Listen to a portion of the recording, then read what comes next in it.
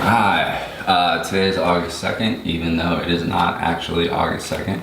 I've been behind on updating our YouTube videos because I've been moving, and I'll probably keep saying this a lot during the beginning of each video, just because there's a lot of stuff that's just junk that I don't need, but somebody else could use. It's not really junk, it's just I don't need a whole lot of stuff in order to get by, so I'm trying to donate as much as I can to Goodwill, the Red Cross, and to homeless shelters, where people could use the stuff and need the stuff much more than I actually do, because I haven't been using it. I'm a very simple pajama pants hoodie nerd who sits behind a computer and tappy taps all day.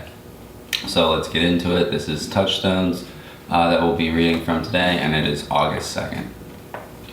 Every time you don't follow your inner guidance, you feel a loss of energy, a sense of spiritual deadness. Things are not always as they seem, even with ourselves. Sometimes we get settled into a routine in our program. We are beyond the early stages with detachment and sobriety. We have encountered many of the benefits of recovery. We attend our meetings, and we know the words and ideas of the program. Although it all looks good on the outside, when we're honest with ourselves, we know our spirit has gone flat. This is a serious situation that needs our attention. When the inside feelings does not match our outside appearance, we need to become vulnerable again. We need to talk about how we really feel. Maybe little secrets we have been holding have deadened our program. Perhaps we haven't admitted a pain in our life. Maybe we have been seduced by the power of looking good and having traded away the genuineness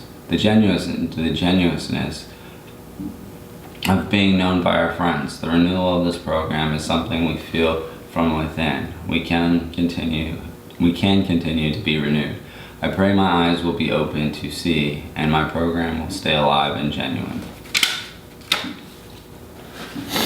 For me, at some point during my sobriety, I always kind of like hit that wall where I wouldn't say it's so much complacency, but it's almost like autopilot. So spiritually, I can tell that I am flat, and I'm not necessarily in the center of my fellowships like I should be, and I'm not as diligently working the steps as I should be.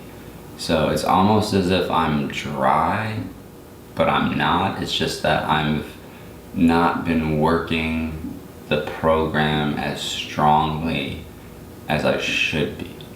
So even though I'm sober, that spiritual malady is still affecting me, and I'm kind of going through the motions. And that's been my experience. It happens sometimes, but generally when I start feeling that, I immediately contact my sponsor or my grant sponsor.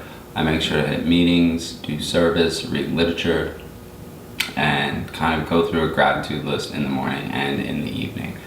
That's what I've found out has really worked well for me personally.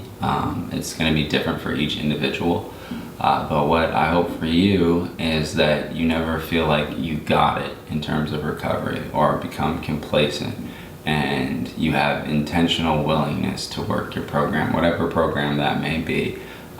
There's a bunch of different programs out there where people have been successful. Personally, for me, AA and NA have been the two that have been at the core of my sobriety and road to recovery.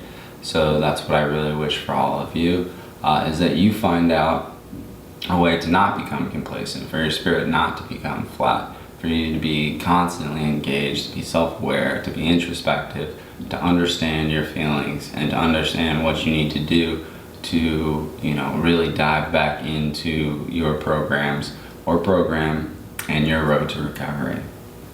So with that, I am Josh, the founder of the accountability group.